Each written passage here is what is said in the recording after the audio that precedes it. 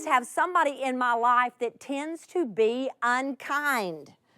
And I mean, just like you just hang in there, and you hang in there, and you hang in there. I just need to see somebody's hand if you're just stepping in this one. And I need to see this group over here. Anybody over there? Yeah. Yes. Okay. And you just hang in there with it for as long as you can. And finally, you just go, you know what? You're meaner than a snake, and I'm going to be mean right back. I mean, there's just something about it that you think, I'm going to give them, I want them to know how this feels. And so what happened to me was that I formed a bad habit.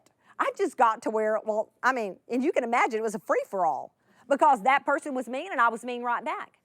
And I got into this where I lost the filter on my tongue. And the thing about it, it wasn't with everybody in my life. It was with this person.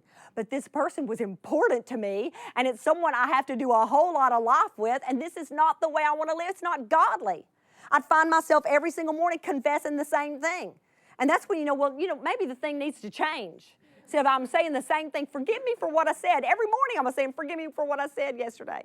Or forgive me for what I said day before yesterday. Anybody else? I'd formed a bad habit of unkindness. Now we can reason all day long that they deserved it.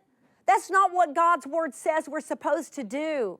We're children of the Most High God, called to be kind to the ungrateful and even the wicked. We're to love and be merciful like our Father in heaven has loved and been merciful. So it was just flat wrong. There was no excuse for it. But I was in a habit. And I would decide that morning that I wasn't going to do it. And then I'd get about till like 1 or 2 in the afternoon and boom, there it would come. And then I never could just shut up with that one thing. Because see, I'd been storing it up. I would find myself thinking, I'd daydream of all the things I was going to say. Anybody else? Tell me, does anybody else have a fight with somebody in your imagination? And I mean, and you say it with perfect timing. And you look a certain way when you say it. I mean, and then you just like turn and walk away and you leave them with it. And it's just like the perfect fight. It's the perfect fight. Only I just kept picturing that and then I just acted on it. Because sooner or later, the overflow of your heart's going to come out through your mouth, and that's exactly what was happening. Well, on my own, I could not quit doing it. And it'd been about 3 months. I just given way to it, whatever I thought I just said.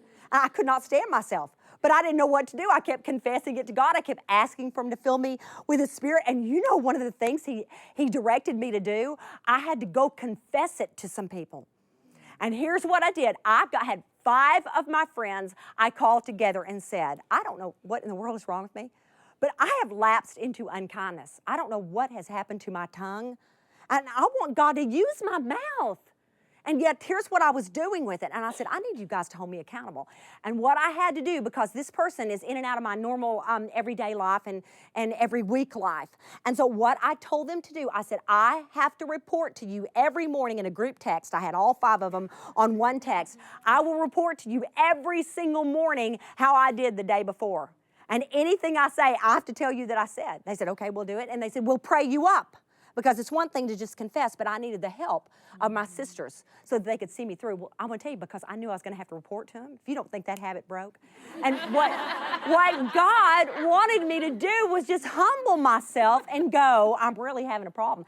And I mean, they almost got tickled because it's just really not like me to just go off on a tangent like that. And it's just not been, I've had so many strongholds, but unkindness has really not been the big one on the list until just here recently.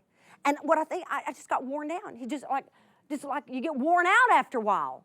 And you no longer have that filter on your tongue. And I'm just telling you, get you some support from some friends that hold you accountable, because that ain't no way to live.